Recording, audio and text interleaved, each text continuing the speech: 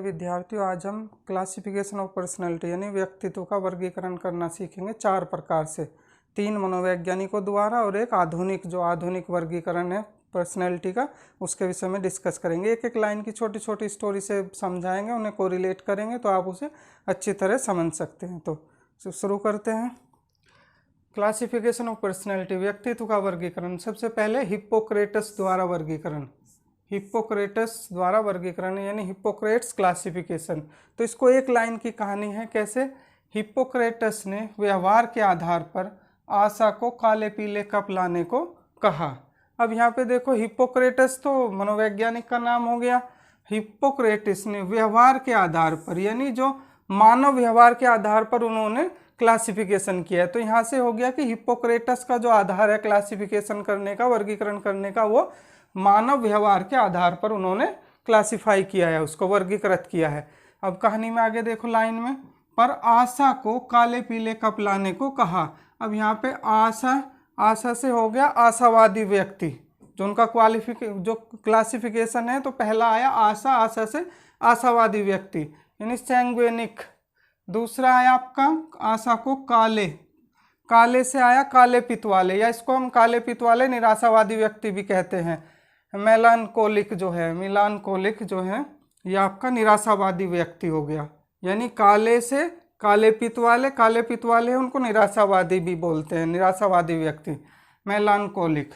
Next है पीले से हो गया आपका पीले पित्त वाले, या इनको मंद व्यक्ति भी बोलते हैं, फैग्मेटिक।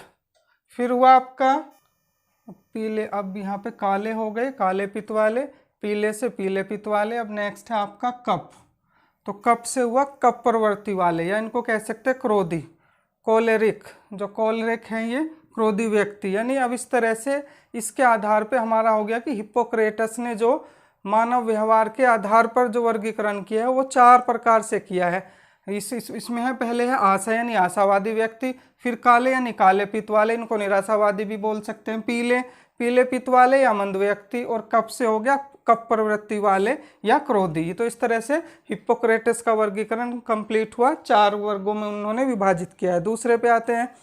अब है क्रेसमर का वर्गीकरण, क्रेसमर्स क्लासिफिकेशन। अब क्रेसमर ने क्या किया है? क्रेसमर ने शारीरिक बनावट के आधार पर निर्बल नाटे खिलाड़ी बाहर कर दिए। एक लाइन की कहानी, बिल्कुल एक लाइन सिंपल, कि क्रेसमर ने शारीरिक बनावट के आधार पर निर्बल नाटे खिलाड़ी बाहर कर दिए। अब यहाँ से हुआ शारीरिक बनावट के आधार पर, तो क्रेसमर ने जो व्यक्ति का वर्गीकरण किया है, व्यक्ति के व्यक्तित्व का वो शारीरिक बनावट के आधार पर किया है।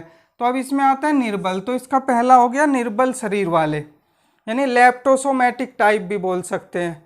निर्बल से लेप्टोसोमैटिक टाइप हो गया। फिर दूसरा आता है नाटे व्यक्ति, यानी इनको पिकनिक टाइप भी बोलते हैं, नाटे व्यक्ति को। फिर है खिलाड़ी, अब खिलाड़ी प्रवृत्ति वाले यानी एथलेटिक टाइप। तो इस तरह से क्रेसमर ने अपना शारीरिक बनावट के आधार पर 3 वर्गों में इसको बांटा है। पहला है निर्बल शरीर वाले, दूसरा है नाटे व्यक्ति, और तीसरा है आपका खिलाड़ी प्रवृत्ति वाले यानी एथलेटिक टाइप बोल सकते हैं। तो ये क्रेसमर का वर्गीकरण हो गया, जिसने 3 वर्गों में बांटा है। फिर आता है नेक्स्ट आपका, थर्ड है सेल्डन का वर्गीकरण, सेल्डन्स क्लासिफिकेशन। अब सेल्डन ने शारीरिक बनावट के आधार पे, हमने देखा क्रेसमर ने भी शारीरिक बनावट के आधार पे किया और सेल्डन ने भी। अब इसको देखो, इसमें भी जो बड़ा सह आता है, इसमें भी आधा जो बड़ा सह है, इन दोनों में जो बड़ा सह वाले हैं, इन दोनों ने शारीरिक बनावट के आधार पर किया है। क्रेसमर और सेल्डन दोनों में बड़ा सह, इसमें बड़ा सह आधा है, इसमें बड़ा सह पूरा है, तो सह से शारीरिक बनता है। तो दोनों ने शारीरिक बनावट के आधार पर किया है, और दोनों ने ही 3 वर्गों में बांटा है। तो यहाँ पे हमने कहा सेल्डन ने शारीरिक बनावट के आधार पर EME बनाई। EME यानी आप जानते हो EMI, नाम सुना है कि जैसे घर की EMI देना है तो EMI होता है, हमने यहाँ पे EME बनाया है, बाद वाले आई को कन्वर्ट कर दिया E से। तो सेल्डन ने शारीरिक बनावट के आधार पर EME बनाई। अब E से पहले E से आपका बन गया एंडोमॉर्फिक मतलब गोलाकार। फिर M से बन गया मेसोमॉर्फिक से हो गया आपका आयताकार, और लास्ट वाले E से बन गया एक्टोमॉर्फिक, और ये हो गया लंबाकार। तो या तो हम सेल्डन ने शारीरिक बनावट के आधार पर EME बनाई, यानी एंडोमॉर्फिक, मीसोमॉर्फिक और एक्टोमॉर्फिक बनाया। या आप इसको थोड़ा सा इस तरह से भी याद कर सकते हो, जैसे सेल्डन, सेल्डन का नाम आते ही हम बात करते हैं सेल की।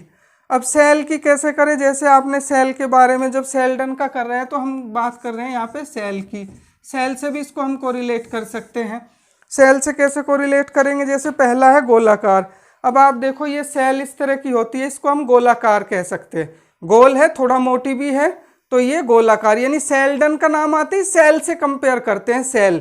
तो ये गोलाकार सेल होती है, आप यूज करते हैं इसको रिमोट में, टीवी AC के रिमोट में यूज करते हैं, तो ये गोलाकार हो गया पहला।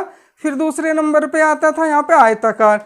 अब ये देखो आयताकार भी सेल होती है ये, तो हम इसको आयताकार, यानी सेल्डन के क्लासिफिकेशन को हम सेल से कोरिलेट कर रहे हैं, तो ये आपकी आयताकार सेल हो गई। पहली थी गोलाकार, दूसरी हो गई आयताकार। थर्ड नंबर पे आपका लंबाकार, तो ये वाली लंबाकार आ जाएगी, नहीं पतली सेल जो आप देखते हो, मोटी सेल, पतली सेल, तो ये आपकी जो पतले वाली सेल है, यानी ये लंबी सेल है, इसको हम लंबाकार कहेंगे। तो सेल्डन का जो वर्गीकरण है, यानी सेल्डन का वर्गीकरण को हम सेल से कंपेयर कर सकते हैं। पहले आपका गोलाकार, यानी ये गोल सेल, मोटे वाली सेल से कंपेयर कर सकते हैं, गोलाकार। दूसरा है आपका आयताकार, तो ये आयताकार सेल हो गई आपकी। और फिर है लंबाकार, यानी जो पतली सेल है, इसको हम लंबाकार सेल से कंपेयर कर रहे हैं। तो सेल्डन के क्लासिफिकेशन को हम 3 सेल के बेस पे भी याद कर सकते हैं, कि आपका या EMI से कर लो या सेल के बेस पे कर लो, कि गोलाकार, आयताकार और लंबाकार। तो इस तरह से सेल्डन ने भी शारीरिक बनावट के आधार पर ये आपको 3 वर्गों में ही बांटा है। क्रेसमर ने भी 3 में बांटा था, सेल्डन ने भी 3 पे बांटा है, और दोनों ने शारीरिक बनावट के आधार पे किया है। अब फोर्थ पे आते हैं। फोर्थ वाला है आपका आधुनिक वर्गीकरण, मॉडर्न क्लासिफिकेशन। अब इसको कोरिलेट करते हैं, जो मॉडर्न टाइम में है, आधुनिक युग में सभी लोग क्या है, फिट फॉर रहना चाहते हैं। मैन जो रहते हैं फिट फॉर रहना चाहते हैं, नहीं फैट नहीं रखना चाहता कोई भी। तो मॉडर्न क्लासिफिकेशन में कोई फैट नहीं रखना चाहता, नहीं फैट को हटाना। तो इसी से फैट से वर्ड से आया है हमारा मॉडर्न में, फैट से F से हो गया man of feeling. Man of feeling means भावुक व्यक्ति जो होते हैं। फिर A से आया man of action. Man of action means कर्मशील व्यक्ति। और फिर थर्ड आया आपका T, यानी मैन ऑफ थॉट, विचारशील व्यक्ति। तो आधुनिक वर्गीकरण को हम फैट वर्ड से कोरिलेट कर सकते हैं, जो मॉडर्न क्लासिफिकेशन है, man of feeling, man of action, man of thought. तो इस तरह से हमने व्यक्तित्व के 4 वर्गीकरण इसमें डिस्कस कर लिए हैं। नेक्स्ट वीडियो में हम व्यक्तित्व के वर्गीकरण के दूसरे क्लासिफिकेशन जो है, दूसरे मनोवैज्ञानिक के, उनके बारे में डिस्कस करेंगे। Thank you.